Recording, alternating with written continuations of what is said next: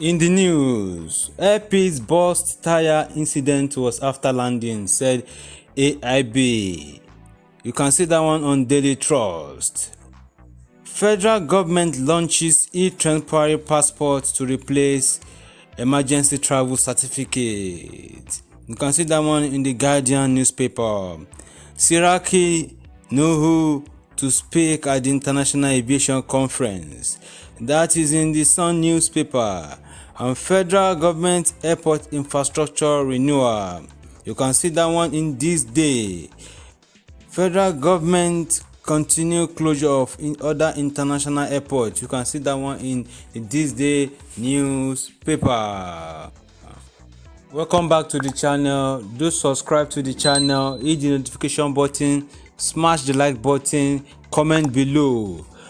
The Accident Investigation Bureau on Thursday clarified that Airpeace's recent tire burst incident was experienced during taxiing at the Muritala Mohammed International Airport in Lagos. The clarification also aligned with the explanation offered by the airline, which dismissed a report that one of its aircraft, a Boeing 737 plane with registration number 5 November Bravo Uniform Quebec, had a tire burst on landing in Lagos on Monday night.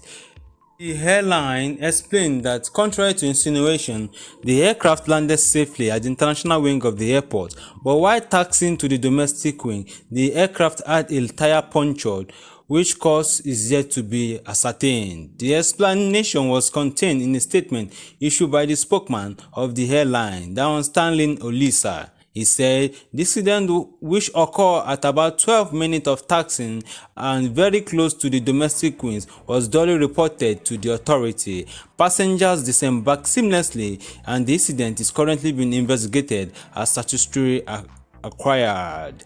We therefore take exception to report implying that the aircraft had a tire burst on landing, as this is conveying a wrong impression about the airline to the flying public. If the tire had busted on landing, the aircraft would not have moved 2 kilometers from the international wing to the domestic wing, he said. AIB had initially said it was investigating the matter, but it recanted on Thursday, explaining that a download of the aircraft flight data recorder (FDR) and the cockpit voice recorder (CVR) revealed that the aircraft experienced a burst tire during taxiing. General Manager Public Affairs of AIB, Mr. Tunji Okuntobi, in a statement disclosed that the Bureau has ceded the investigation to the Nigerian Civil Aviation Authority. He said we refer the occurrence involving the Boeing 737-300 series aircraft with nationality and registration mark 5 November Bravo Uniform Quebec, operated by Airpeace Limited, will occur at the Muritala Mohammed International Airport, Ikeja, Lagos on Monday, March 8, 2021. Further inquiries on this occurrence shall be addressed to the NCAA forthwith.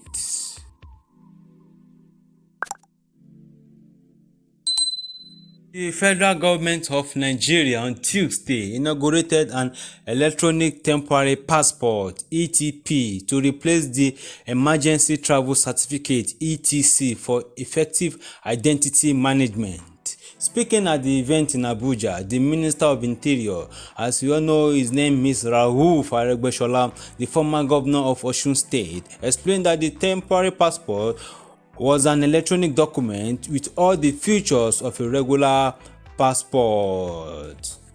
According to him, Aregbesola, the difference is that J is a temporary and valid for one trip and will be retrieved from the users at the entry point. The temporary passport is ACAO compliant and is valid for only 30 days. ACAO means International Civil Aviation Organization, and it says it is a replacement for the ITA to emergency travel certificate, which was issued to Nigerians in emergency situations where their passports were not available and had the need to travel to Nigeria. This new document is not a replacement for the Nigerian passport, he said. It will only serve a temporary purpose in the case of loss and misplacement of the Nigerian passport by a Nigerian abroad. In the light of presenting security challenges faced by the country, the temporary passport will no doubt help the checkmate the excess of criminal element that takes advantage of the etc to infiltrate the country, he said.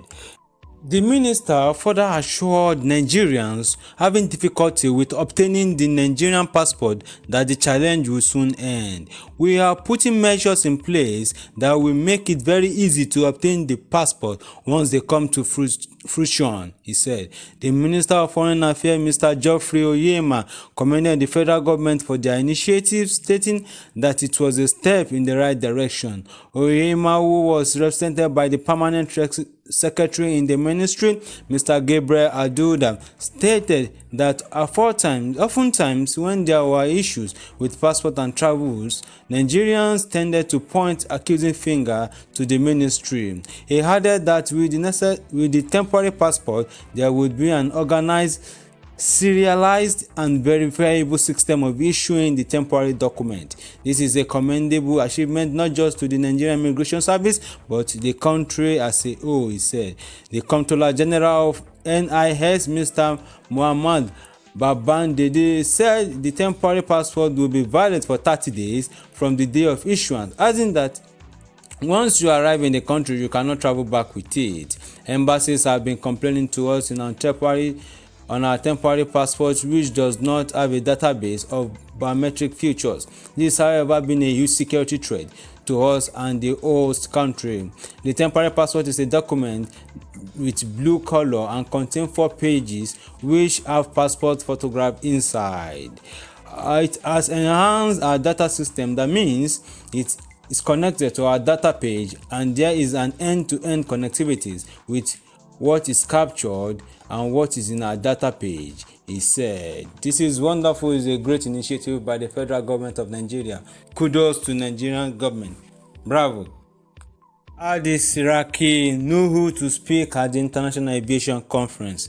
The Federal Ministry of Aviation, in collaboration with international partners for aviation development and innovation and sustainability, AIPADIS, is organizing a 2-day high-level ministerial meeting of member state policymakers, aviation and tourism experts, and other stakeholders on the sub-region. The conference speaker include the Minister of Aviation, Hadi Siraki, Director General of Nigerian Civil Aviation, in person of Captain Musa Nuhu, Mr. Raymond Benjamin, member of AIPADIS governing board, Rajay Punosami, Director International Public Affairs of Q1 Group, among others.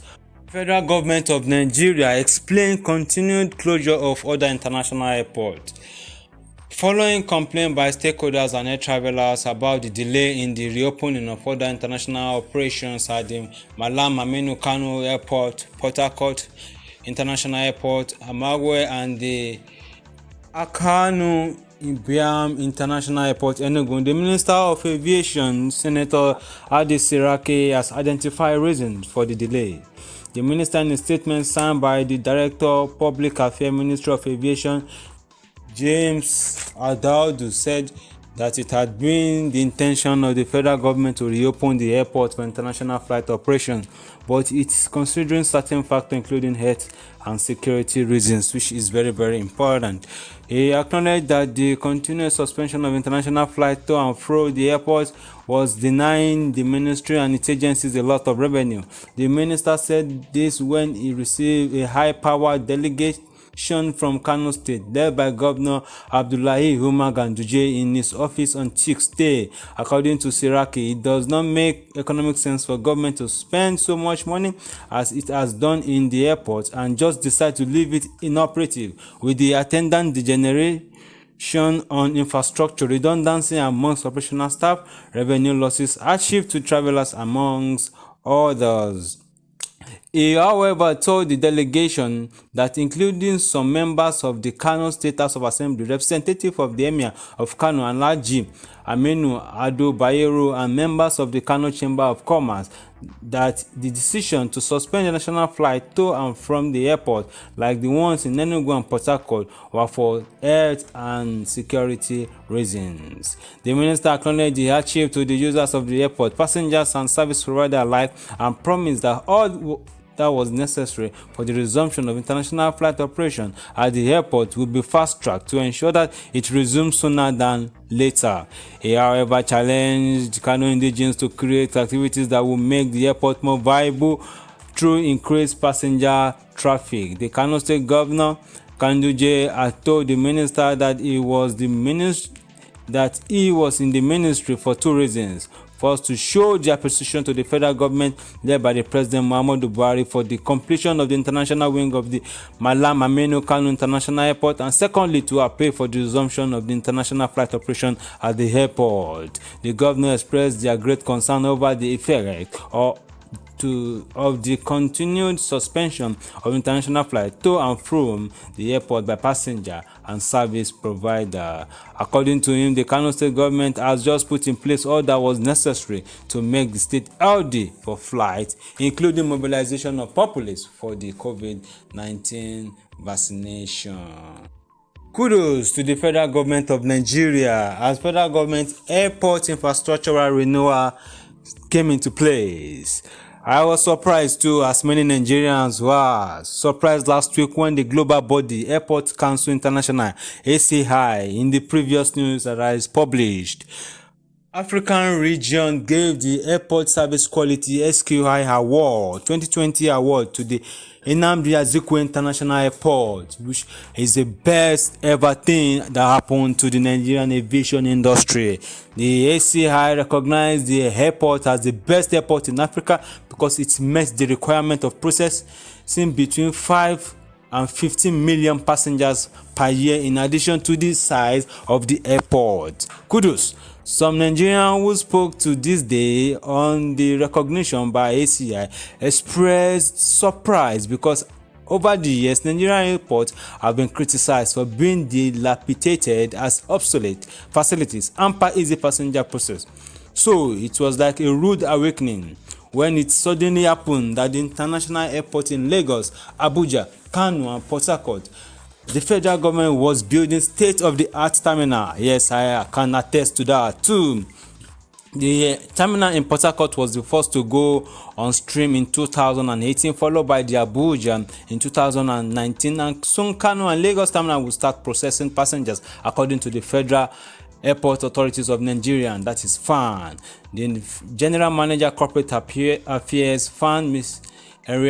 Henrietta Yakubu, said the award represented the agency's commitment to the continuous improving customer and experience across all our airports. The recognition came at a time when we are geared toward ensuring seamless airport facilities with the opening of new terminals and upgrading of our current infrastructure across board. She added that despite the turbulent year plagued by COVID-19 induced financial struggle, the authority has endeavored to prioritize customer satisfaction while ensuring that health and safety remain topmost.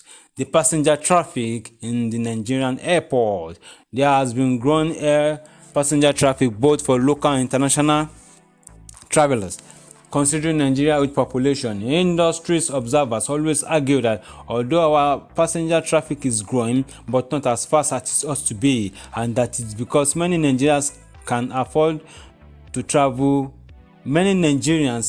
afford to travel by air, but over the years, the airport facilities has experienced passenger overcapacity due to passenger growth and lack of corresponding expansion of terminal facilities. Some of the airports affected include the one in Lagos, Abuja, Kano, Enugu, Owerri, and Port Harcourt, Benin. Fans stated expanding facilities in these airports and others are awarded the building of new terminal at the international airport in Lagos, Abuja, Enugu, Kano, and Port Harcourt. Fan recorded of passenger traffic in the last 17 years from 1999 to 2016 shows progressive increase of passenger traffic every year. In 2016, total passenger traffic in all the airports managed by FAN was 14,361,587, while it has slightly lower in 2017 to 13,704,200. 215. It rose to 16,371,674 in 2018, and in 2019, 17,580,023 in 2019. The federal government has also projected that the major international airports, the Muritala Mohammed International Airport, Lagos, the Nnamdi Azikiwe International Airport, Abuja, the Malami Aminu Kano International Airport in Kano, and the Port Harcourt International Airport, Omagwe, will be processed about 55 million passengers by 2048. This was the projection made by the Outline Business Case Report for the concession of the 4 major airports, titled Nigeria 4 Airports PPP, and made available by the Ministry of Aviation. The report said the forecast of the total traffic for the 4 airports in Nigeria is expected to grow at an average at 5.3% over the next 30 years, from 11 million passengers in 2017 to 55 million by 2048. The report attributes the growth of the strong population growth and affluence of this population. So government is expected to provide sufficient capacity to handle this amount of forecast traffic. Airport expansion. Maybe it is because of the projected increase in passenger movement that the federal government is seriously considering concession of the facility. The Ministry of Aviation said that in addition to the terminal that are currently under construction, if the airports are given out in concession, the concessionaires are required to refurbish the existing facilities in Abuja and Port Harcourt, adding that in Lagos, a new terminal needs to be constructed and the existing MMA1 General Aviation Terminal GAT International Terminal decommissioned. The ministry aims to develop Nigerian major commercial airports and surrounding community into efficient and profitable self-sustained commercial hub, which will create more jobs and develop local industry. The report said it also disclosed that the federal government of Nigeria would like to use the PPP public-private partnership model to leverage private sector participation and foreign investment to achieve and upgrade the development of infrastructure at this airport in fastest and most cost-effective manner. On the scope of the project, the report said it fits well with the scope of the ministry and the ICRC, Infrastructural Concession Regulatory Commission, and would help the Nigerian to reach its objective in terms of air transport, developing and profitable managing customer-centric airport facility for safe and secure, efficient carriage of passenger and goods at world-class standard of quality. Therefore, the stakeholders also called the firm to establish elaborate transit facility at the Abuja airport to enhance regional and sub-regional flight operation where passengers will stay and connect their international flight from the airport. Thank you for listening. Thank you for watching. We'll see you in our next video. Do subscribe, comment below, give us more ideas, and we'll see you. Thank you.